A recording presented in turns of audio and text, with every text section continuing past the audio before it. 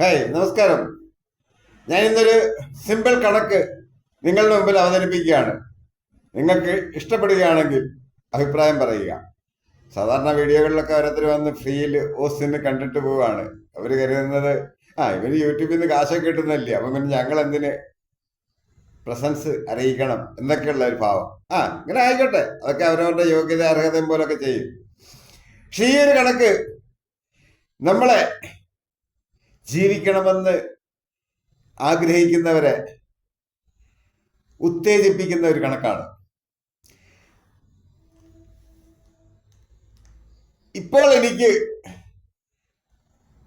ഏകദേശം 35,000 രൂപ പെൻഷൻ കിട്ടുന്നുണ്ട്. നാളെ എങ്ങ് ചത്തുപോയാൽ അതിൻ്റെ 60% എൻ്റെ ഭാര്യയ്ക്ക് കിട്ടും, 40% നഷ്ടപ്പെട്ടു പോകും. അപ്പൊ നഷ്ടമാർക്കാണ്? എനിക്കും എൻ്റെ കുടുംബത്തിനും മാത്രമാണ് നഷ്ടം.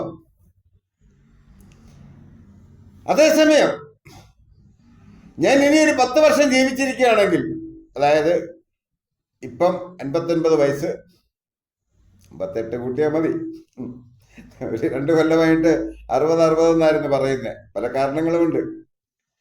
എത്ര രൂപ നിങ്ങൾ 60 റൗണ്ട് ചെയ്തോ. ഈ 60 വയസ്സിൽ ചാകാതെ അസുഖങ്ങളും പ്രശ്നങ്ങളും ഒന്നുമില്ലാതെ ഒരു 10 വർഷം കൂടെ ജീവിച്ചിരുന്നാൽ എനിക്ക് എൻ്റെ ഈ പെൻഷനിൽ നിന്ന് മാത്രം 42 ലക്ഷം രൂപ വരുമാനമുണ്ടാകും. മറ്റ് ഞാൻ ചെയ്യുന്ന തൊഴിലുകളിൽ നിന്നൊക്കെയുള്ള വരുമാനം അത് വേറെ, കിട്ടിയെങ്കിലാട്ടെ എന്നുള്ളതാണ് അത്. പക്ഷെ ഇതല്ല. ചാകാൻ കിടന്നാലും കിടക്കപ്പായയിൽ കിടക്കുമ്പോഴും ഇത് എൻ്റെ മീറ്റർ ഇങ്ങനെ ഓടിക്കൊണ്ടേയിരിക്കും.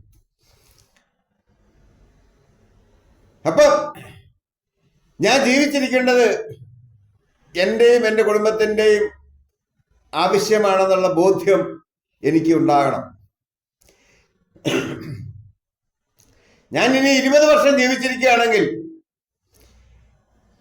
എനിക്കുണ്ടാകാവുന്ന ആദായം എൻ്റെ പെൻഷനിൽ നിന്ന് മാത്രം ഏകദേശം 84 ലക്ഷം രൂപയാണ്. അല്ല, അതിൽ വളരെ കൂടുതലാകും. കാരണം ഈ പെൻഷൻ സമയങ്ങളിൽ കൂടിക്കൊണ്ടിരിക്കുന്നതാണ്. DA മറ്റ് ആനുകൂല്യങ്ങൾ ഇതൊക്കെ ഇങ്ങനെ കൂടിക്കൊണ്ടേയിരിക്കും. അപ്പം ഞാൻ മരിച്ചു പോകാതെ 80 വയസ്സ് വരെ ജീവിച്ചിരുന്നാൽ എൻ്റെ ലാഭം 84 ലക്ഷം രൂപയാണ്. ഏകദേശം 1 കോടി രൂപയ്ക്ക് അടുത്ത്. ഞാൻ 85-90 വയസ്സ് വരെ ജീവിച്ചാൽ അത് എനിക്കും എൻ്റെ കുടുംബത്തിനും കിട്ടാവുന്ന ലോട്ടറിയാണ്. അപ്പൊ ആ ഒരു ബോധ്യം നമുക്ക് വേണം.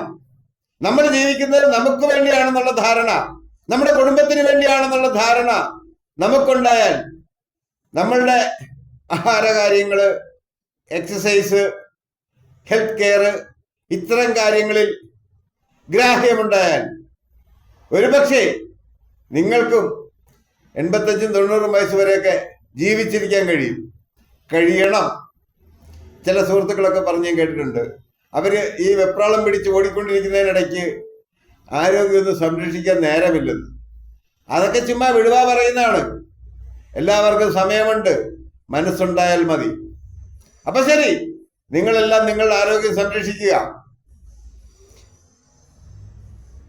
ഇടക്കാലത്ത് പകുതി പ്രായത്തിലും മൊട്ടേന്ന് വിരിയുന്നതിന് മുൻപും ഒന്നും പണ്ടാരം അടങ്ങി പോകാതെ ഈ ജീവൻ കാത്തു സൂക്ഷിക്കേണ്ടത് നമ്മളുടെ കുടുംബത്തിന്റെ മാത്രം ആവശ്യമാണെന്നുള്ള ബോധ്യത്തോടു കൂടി ജീവിക്കുക. അപ്പൊ ശരി, ഒരു നല്ല ലൈഫ് എല്ലാവർക്കും ആശംസിക്കുന്നു.